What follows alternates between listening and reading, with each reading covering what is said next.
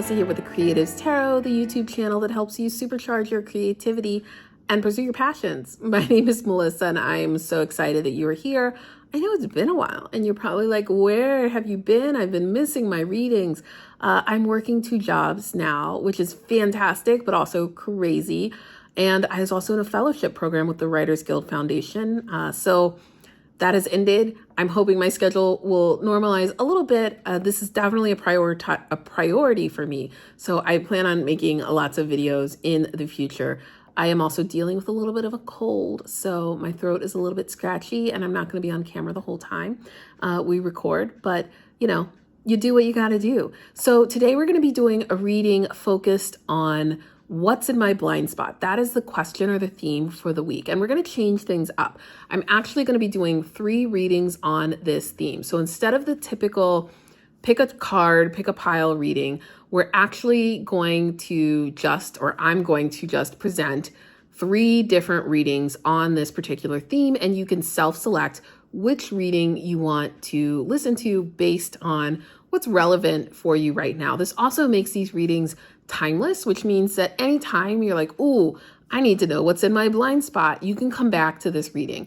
Okay, so the way that it'll work is that the first part will be focused on creative projects. So what project you're working on now, that will be the focus or the theme. And everything pertaining to what's in your blind spot will be centered around your current creative projects.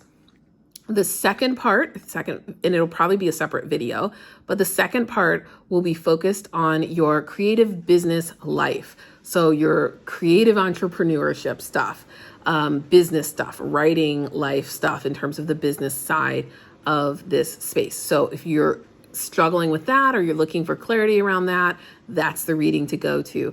The last part, part 3, will be focused on relationships, your personal life. So what are the blind spots in your personal life that you may be overlooking that could use a little bit of attention? And this is all meant to be educational, to help you get out of your own head, get some clarity, get some new answers, new perspectives, new ideas or questions to reflect upon and journal about and ask people about, etc. So I hope you find this helpful. Really excited. Drop a comment down below if you have a theme that you want me to cover in future videos. And without further ado, let's get started. Let's get right into the reading for group 1. And that is what's in your blind spot for your creative project right now. Hello, group 1. So for group 1, this is for our writers who are focused on a craft. So focused on a particular story. We're going to start with our tarot cards. I'm going to draw them live, so please be patient with me. Like I said, I am sick, so I'm going to try not to sniffle or cough, but if I sound a little bit congested, that is why. So let's figure out what your blind spot is with the current project that you're working on. Figure out the best way to do this. Oh, we got, a couple cards here. Okay, so we've got the Knight of Pentacles in reverse, which I feel like this might be some procrastination. Like you might be really struggling to get into the story or find traction and momentum in the story with it reversed. But I get the sense that this is a good idea and a good project. You're just not finding the right rhythm yet, and that's okay. Yeah, 8 of Wands. So your 8 of Wands is all about momentum and action and energy and wanting to move forward and make a lot of rapid decisions. There's a lot of power involved with the 8 of Wands. And so I definitely feel like this is an energetic idea. It's an idea that can catch fire and be really exciting for folks. The 5 of Swords, right? So there's competition. Are you thinking about like the characters and the competition of the story? Is your story competitive? Or is it repeating and reiterating the same things that you've done in the past or that other people have done? So think about that. Think about the marketability of this. And I think that goes with this 8 of Wands too, when we think about that. Is it really marketable? Or have you found the way to take a story that some people have said isn't marketable and make it more appealing to a broader audience? So you might be too focused on the story. Let's get some more cards. What's going on with your particular project right now? What are the blind spots that you may be overlooking? Seven of Cups in reverse. Okay. So yeah, you're in that planning stages or in maybe in the drafting, but I feel like you're not making decisions. Right? You're not making the decisions that you need to make to drive the story forward. And you may be overlooking a particular option, right? You may be going with the first idea, the first answer to a problem or situation, the first response for a character, and that might not be the right response for that character or the most interesting thing for your story that's, again, going to make it competitive. So don't go for the safe choices. Don't go for the easy, predictable choices. Take your time. Don't get caught up in that, but take your time and make a choice that's unexpected. Yeah, King of Cups, empathy. Okay, I'm going to say like this to me feels like you might have a character who's a little bit unstable. And if you don't, you need to create an unstable character, a character who hasn't mastered this, or maybe it's a false prophet. Maybe it's somebody who thinks they're this King of Cups and they're incredibly empathetic, but maybe they're really narcissistic and full of themselves and they're not. They're creating conflict in your story because they don't have the ability to really stay steady in the turbulence of relationships and the emotional drama of the other characters. And this might be your character, right? Is like their struggle might be in part learning how to navigate and, maintain their sanity in a sea of a lot of unsteady tides and energy. Anything else about this particular story or script or book or movie idea? What's in our viewers' blind spot right now? Two things. All right, bubble, right? Are you in the bubble? Seven of Wands. So you've got that Seven of Wands and the Eight of Wands.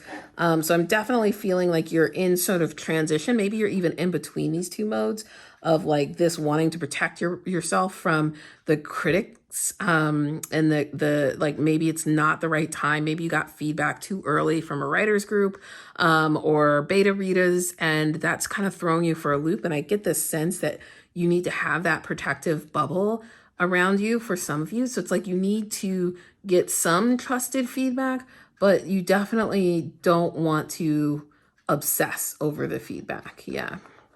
You don't want to obsess over the feedback. And this Nine of Wands, oh dear, some of you are stuck in that third act. Some of you are trying to figure out how to end this story and you're not feeling it. Your middle is maybe saggy or floppy and you're like, oh, is this ever going to end? I don't know where I'm going. You're feeling a little lost. You're maybe starting to get sick of this project, and that's okay too. But just know that like you may be further ahead than you actually believe with this particular project. Let's get some oracle cards now.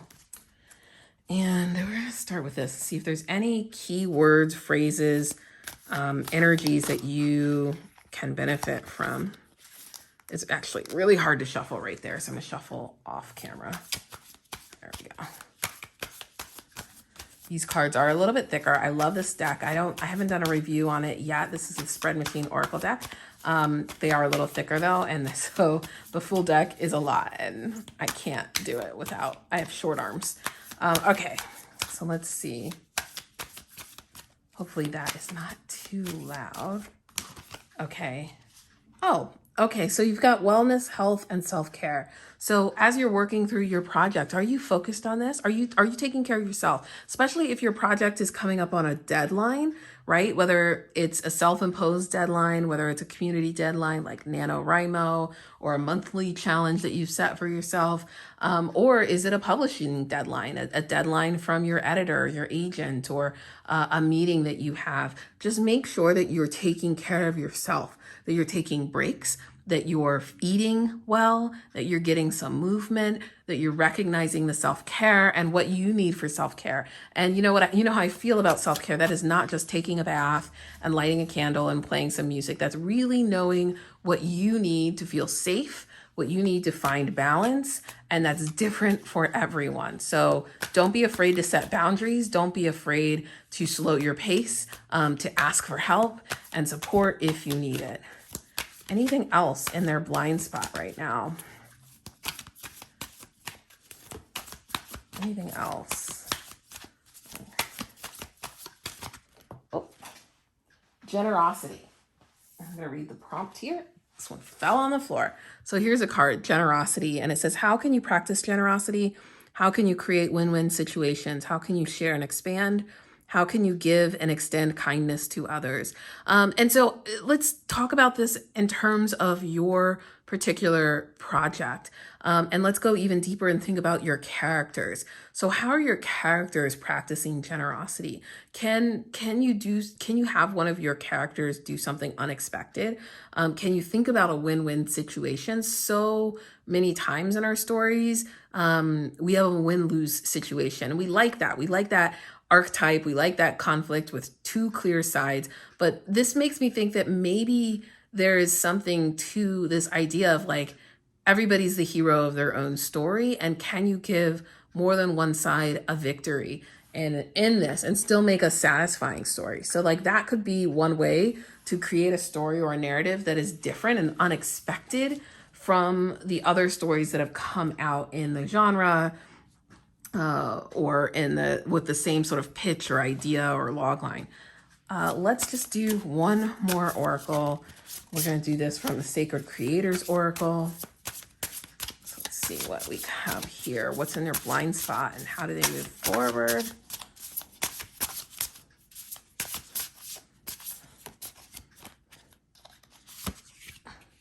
Balance. In balance. I love this. Isn't this gorgeous? So yeah, I think you really need to find the right balance with your projects. You might be trying to do too much too fast. So take a break, take a breather, make sure your stories are balanced, right? That if you're doing multiple POVs, are the right characters getting the right amount of screen time on the page? Are you devoting too much real estate to one plot story or plot thread or one character? Are you creating more characters than necessary to get the point across, right? That's something that happens a lot. And are you giving them too much, like I said, real estate too early in the story? Are you allowing, are you going on tangents, right? So make sure your story is balanced. Make sure the character work and character development is balanced, that even though you have a protagonist or a main regular cast, that your supporting characters are also getting some time, that they have some backstory, that they have some motivations and some, it doesn't mean you have to take up a ton of space on the page, but it does mean that like we have to know what that is. And if you can clue the audience into that, the story is going to feel more balanced. The world is going to feel more real. So yeah, I think that, let me see if there's one more card. But that's something that to definitely keep in mind in terms of your blind spot. And I think that goes as well with like the wellness message that you're getting too, and generosity of terms of how you manage your working self while you're writing this project. Collaboration of souls. Ooh, is this piece part of your soul journey? Right? I feel like this piece for some of you is a passion project. It's something that's really important to you. Thinking about the story, like how does it connect to your own personal experience? How does it connect to your past life? How does it connect to your ancestors? Can you draw on your personal stories to deepen the backstory and the character development of all of those characters in your series and your book and your script? Think about that balance, what I was just talking about in terms of the supporting character. Can you use your own personal history, your own spirit journey, your own ancestor story, your own past lives? Can you use those stories, those motivations, those tragedies, those heartaches, those intentions? Can you use that to flesh out your characters and make sure that everything is in balance? All right, that was your reading. So that's what's in your blind spot if you're working on a creative project right now and wanted a little bit of guidance. I hope you found that helpful. If so, let me know down below in the comments. Otherwise, I will chat with you soon. I hope to get more videos out on the channel. I just am working 2 jobs right now, so it is a little tough to find time to record, but I promise I am not going away. All right, take care, everyone. And if you want to stick around and watch the next message, feel free to do so. Hit that like and subscribe. Bye.